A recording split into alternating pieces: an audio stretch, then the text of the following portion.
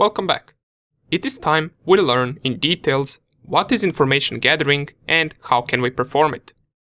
We already know that information gathering is the first step in penetration testing, and it is an act of gathering data about our target. It can be any type of data that we might find useful for the future attack, and if you remember, there are two types of information gathering. We got active information gathering and passive information gathering. And we talked briefly about them, but now it is time to fully explain what both of them are. So let's start with active information gathering. In active information gathering, we use our Kali Linux machine and we try to get as much data or as much information about our target while interacting with them. It could be a target website that we need to test, so we need to find as many things about it as we can. Or it could also be a network that we're testing, or perhaps an entire company.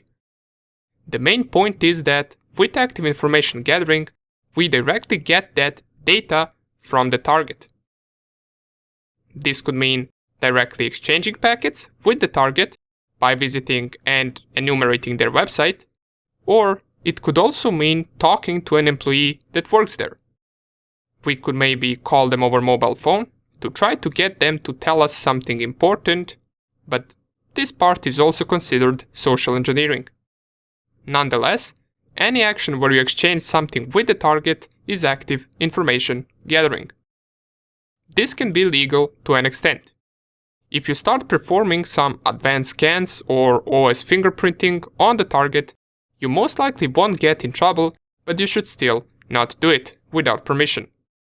And it is important to mention that usually active information gathering will provide us with much more important data than passive information gathering, since we are directly interacting with the target. On the other hand, we got passive information gathering. And it is similar, we got our Kali Linux machine and our target. But we also have an intermediate system, or what I like to call a middle source. And what this middle source is, well, basically it could be anything, from a search engine to a website. It could also be a person, but what matters is that information we get is going through that middle source.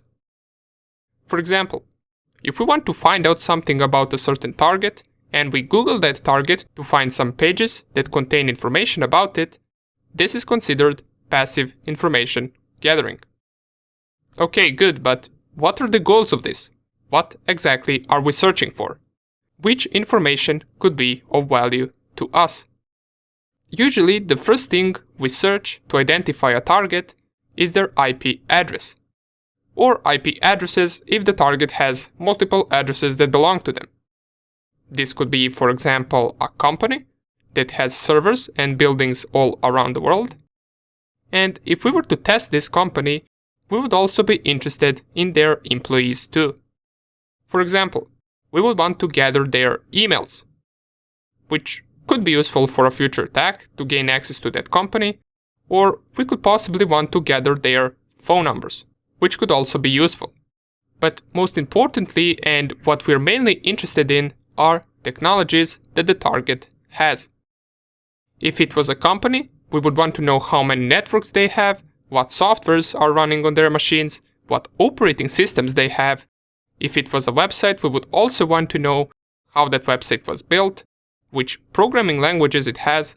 Does it have JavaScript or PHP, for example? Just one software on one machine that is outdated or that has a known vulnerability that could be exploited is our way in.